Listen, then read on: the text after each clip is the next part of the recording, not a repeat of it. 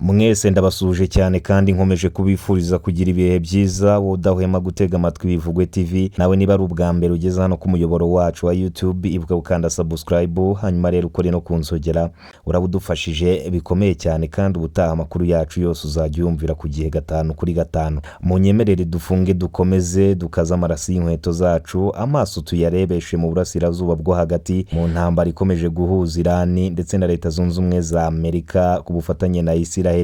Ni intambara imaze igihe gito itangiye, ariko mu by'ukuri imaze gushegesha byinshi yaba ku mpande z'abahanganye ndetse n'isi yose muri rusange. Benshi bari kugenda bagirwaho ingaruka zikomeye n'iyi ntambara ikomeje guhanganisha Iran ndetse na Leta Zunze Ubumwe za Amerika, yewe tutibagiwe na Israel. Mbere yuko twinjira mu makuru yacu neza, reka gato mbanze mbabwire ko nubwo intambara yatangiye atari intambara izamara igihe gito cyane, ahubwo ari intambara izamara igihe kinini. Ibihugu byose bigera kuri 3 bifite uruhare rukomeye cyane mu gutangiza iyi ntambara. Ni ibihugu byose bifite ubushobozi budasanzwe yaba mu gisirikare ndetse no mu mitungo rusange. Mbese ni ibihugu byishoboye kandi bitabasha kuvugirwamo na buri umwe wese ubonetse.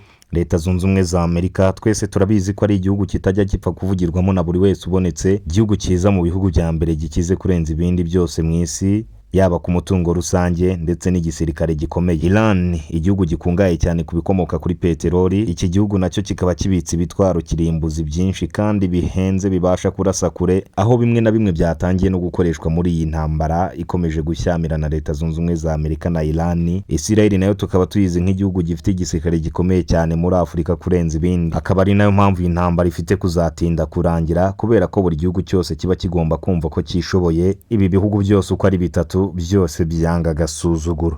Intambara ikomeje gutwara n'ubuzima bw'abakomeye mu bihugu byabo ndetse yewe n'abasivile. Ni intambara ikomeje guteza impungenge ndetse n'impagarara muri rubanda hirya no hino kuri iyi si, dore ko ibihombo byatangiye kugaragara hirya no hino bitewe n'uko ibikomoka kuri peteroli byatangiye kuzamura ibiciro hirya no hino ku isi. Igihugu cya Iran ni igihugu gifatiye runini isi yose ku ngano y'ibituruka kuri peteroli, kubera ko muri Iran hacukurwa 5% ry'ibikomoka kuri peteroli ugereranyije na peteroli yose icukurwa hirya no hino ku isi.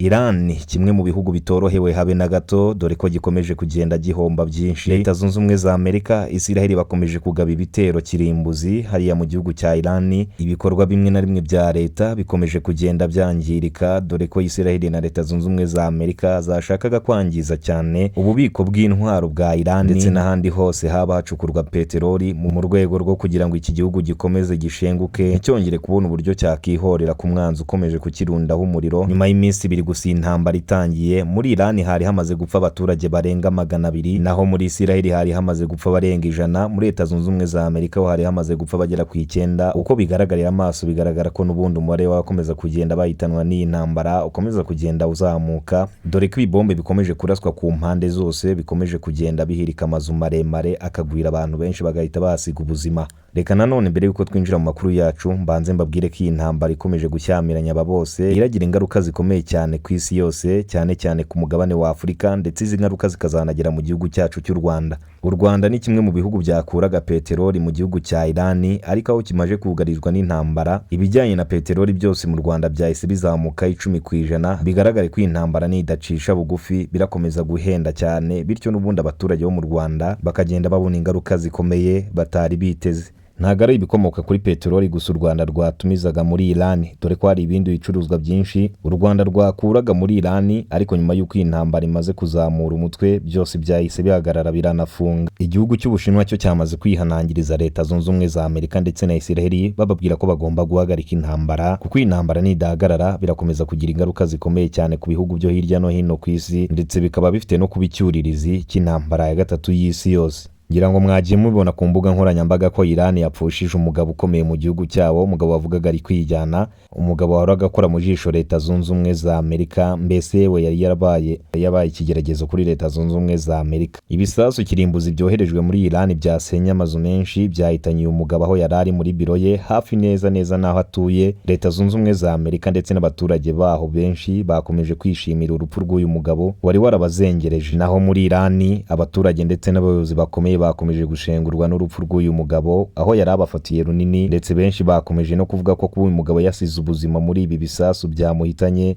Iran yahise igira ihungabana rikomeye ndetse bikaza no kugira ingaruka ku baturage bose baturiye igihugu cya Iran ndetse na Iran yose. Abandi mu gihugu cya Iran bakomeje kwishimira cyane urupfu rw'uyu mugabo wari umaze imyaka myinshi yarananiye Leta Zunze Ubumwe za Amerika. Mu gitondo cya kare kare abafite amamodoka bagenda mu muhanda yewe n'abagenda n'amaguru bishima cyane ko uyu mugabo yamaze kwitaba Imana. Naho kuva intambara yatangira, perezida wa Leta Zunze Ubumwe za Amerika Donald Trump yavuze ko adashobora kurambika intwaro hasi, ariko Iran nayo ntabwo yicaye kuko nayo irashaka kurasa kuri Leta Zunze Ubumwe za Amerika, Isiraheli mu buryo bwo gushaka kwihorera, dore ko yewe hari n'ibisasu kirimbuzi Iran nayo yagiye yohereza mu bihugu bimwe na bimwe by'inshuti na Leta Zunze Ubumwe za Amerika. Aho Leta Zunze Ubumwe za Amerika zifite imitungo ikomeye, Iran yakomeje kuhasuka ibitwaro kirimbuzi. Ibi byose bikaza gutuma isi yose ikomeza kugira ingaruka zikomeye, dore ko dusanzwe tubizi ko intambara iri kuba hahombwamo byinshi, ndetse n'ibindi bihugu intambara itari kugeramo mu buryo bw'amasasu, intambara ikageramo mu buryo bw'inzara. Abenshi mwagiye mubona utuvideo ducicikana hirya no hino ku mbuga nkoranyambaga, TikTok, Instagram, Twitter ndetse n'ahandi henshi hatandukanye. Hari amazu menshi ari kugenda hirima, ahandi hazamuka ibyotsi, bigaragare ko ari ibisasu bari kugomeza kuharunda ubutitsa. Aha rero ni Leta Zunze Ubumwe za Amerika ziri kurasa kuri Iran nayo igahita ihora isubiza Leta Zunze Ubumwe za Amerika. Aho Isiraheli na Leta Zunze Ubumwe za Amerika zo zamaze kurasa ikibuga cy'indege cya Iran. Kuri ubu ikirere cya Iran kirafunze, nta ndege yemerewe kunyura hejuru mu buryo bwo kugira ngo bakomeze gusigasira umutekano w'abaturage bo muri Iran. Ikindi kandi nuko Leta ya Iran yahise itegeka abaturage bose ba Iran batuye muri Leta Zunze Ubumwe za Amerika kuvayo vuba na bwango, bamaze gutangaza ko batorohewe n'umwanzi wabo ariwe Leta Zunze Ubumwe za Amerika ndetse na Isiraheli. Mbese iby'intambara birashya bishyirahe. Iyi ntambara turakomeza tuyikurikirane 5 kuri 5. Amakuru yose arakomeza agenda tugeraho, natwe turajya tugenda tuyabagezaho 5 kuri 5. Niba ari ubwa mbere ubanye natwe, ibuka gukanda subscribe ukore no kunzogera, uraba uteye inkunga ikomeye. Hanyuma rero n'amakuru yose azajya atambuka aha uzajya uyumva mu ba mbere. Uwiteka barinde, muhahe muronke mu byo mukora byose. Nyagasani akomeze yagura intambwe zanyu, turabakunda cyane kandi turabishimiye.